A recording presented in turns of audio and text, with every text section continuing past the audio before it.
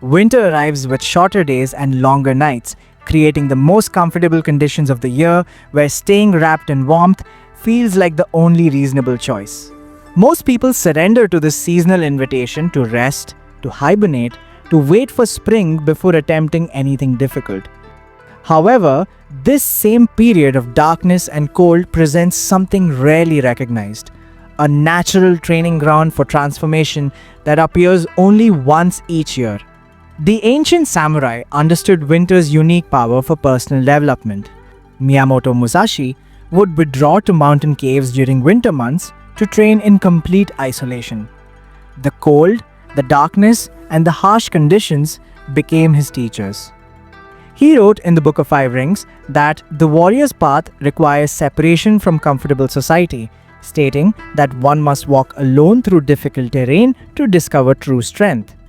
Musashi did not wait for perfect conditions to improve himself. He used the harshest season as his training period because he understood that transformation requires discomfort. Yamamoto Tsunetomo, author of the Hagakure, wrote that the way of the samurai is found in death.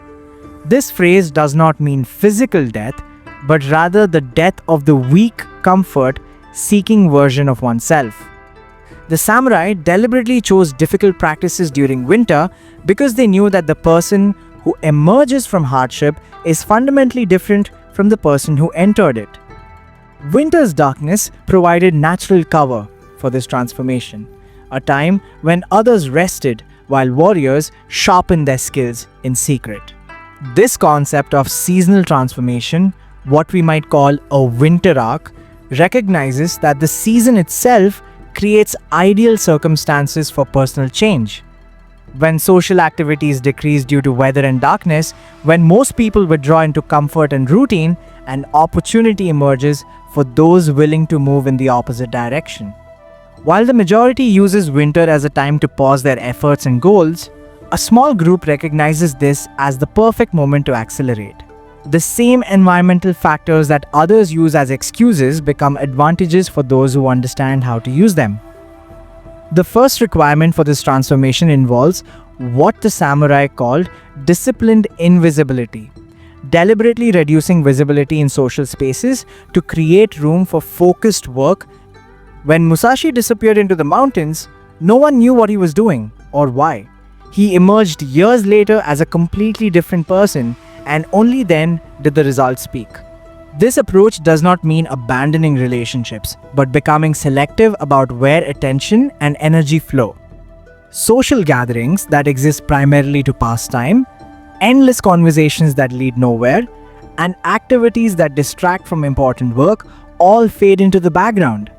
Research in psychology confirms that environment shapes behavior more powerfully than willpower alone. If we try to transform while maintaining all the same social patterns, physical spaces, and daily routines, we essentially ask ourselves to become different while everything around us stays the same. This creates constant friction.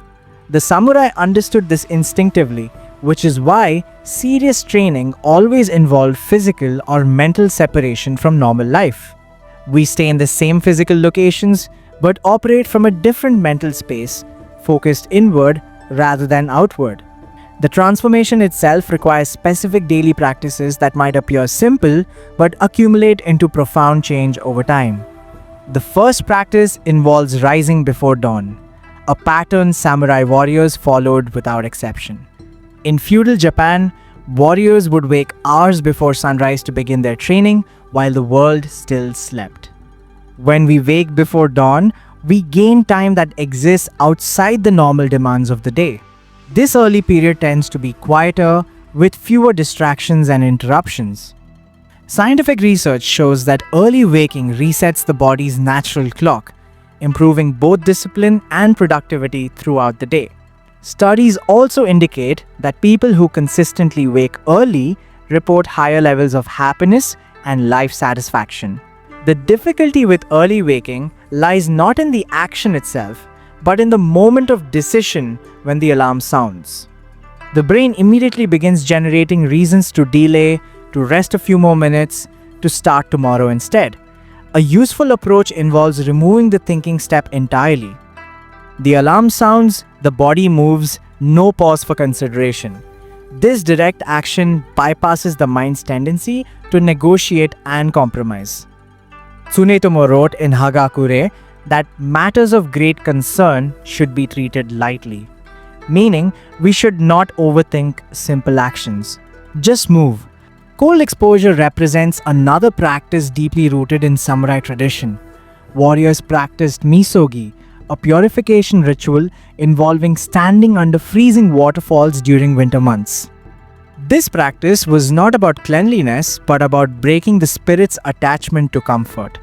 Every session under icy water became a small victory over the part of oneself that always chooses the easy path. Beyond the psychological benefits, cold exposure triggers the release of norepinephrine, a chemical that improves mood and mental alertness. Wim Hof, a modern practitioner sometimes called the Iceman, developed his famous cold training methods after experiencing deep personal tragedy. He discovered that cold water somehow provided relief and began training his body and mind to withstand extreme temperatures. While most people need not pursue such extremes, daily cold showers offer accessible entry into this ancient samurai practice. Meditation formed the cornerstone of samurai mental training. However, sitting quietly with closed eyes often feels boring or difficult for modern people. An alternative approach combines physical challenge with mental focus through what might be called warrior meditation. Holding a plank position for 2 to 5 minutes while focusing solely on breathing engages both body and mind simultaneously. When muscles begin burning and the mind starts screaming to stop, the real practice begins. That moment of wanting to quit but choosing to continue builds mental discipline more effectively than comfortable meditation. This mirrors the samurai practice of seiza, sitting in formal posture despite physical discomfort, training the mind to remain calm regardless of what the body experiences. Research indicates that just 8 weeks of regular meditation practice reduces stress and improves memory, suggesting that consistent practice reshapes both mental and physical capacity. Physical training forms another essential component of winter transformation, reflecting the samurai dedication to Tanren, the forging of the body like a sword blade. Working on the body for 30 to 45 minutes daily, whether through push-ups, squats, running, or structured training, takes advantage of winter's unique conditions. Metabolism naturally slows during cold months, which actually makes muscle building easier if combined with proper exercise and nutrition. The samurai did not wait for perfect weather to train. They trained hardest during the most difficult seasons because they understood that comfort breeds weakness. Taking a photo at the start and end of this period creates visible proof of progress, transforming abstract effort into concrete results that cannot be denied. Sleep quality determines morning energy, creating a cycle that either supports or undermines transformation. Many people struggle with early waking because they stay up late using devices that stimulate the brain when it should be winding down. The samurai followed natural light cycles, sleeping when darkness fell and waking before dawn. We can adapt this by replacing late-night device use with reading physical books. The act of reading, particularly with a small reading light that does not brighten the entire room, provides enough mental engagement to prevent boredom while remaining calming enough to encourage sleep. Whether the content is fiction or educational matters less than the practice itself. Reading trains concentration, much like running trains physical stamina, building capacity gradually through regular practice. Finally, transformation requires clear direction beyond general desires for improvement. The samurai concept of Eichinen, single-minded focus, provides the framework for what might be called a super goal system. This process begins with identifying one major goal to achieve within 90 days, whether mastering a skill, passing a test, or transforming physical appearance. This super goal then breaks into 3 big milestones, which further divide into 12 weekly targets. Each week becomes one clear step toward the larger destination. Musashi wrote that you should not have a favorite weapon, meaning you should not scatter your attention across many tools and techniques. Instead, master one approach completely before moving to another. Research shows that when we multitask, our effective intelligence temporarily drops as if we had not slept. Attempting 10 things at once ensures none receive adequate attention. However, when we focus intensely on one thing, the brain automatically operates at full capacity. The samurai practiced this through their dedication to single combat techniques, repeating the same sword strike thousands of times until it became perfect. Deep work sessions of 2 to 3 hours, completely free from distractions, produce more progress than entire days of divided attention. The phone stays aside, messages stay muted, and consciousness narrows to a single point of focus.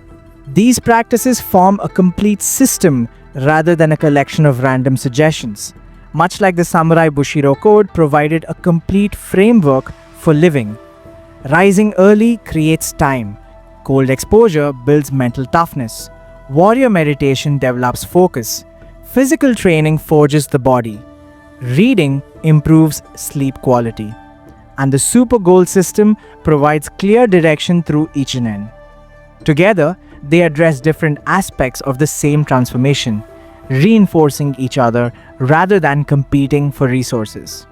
Within 90 days, which takes us from winter into early spring, a person following this system consistently will emerge genuinely changed. The samurai call this process shugyo, intense training that transforms character. When spring arrives and others emerge from their hibernation unchanged, those who embrace the winter arc will have become fundamentally different, carrying the discipline and strength that only winter's darkness could forge. And write in comments that I will utilize this winter arc properly. Thank you for watching.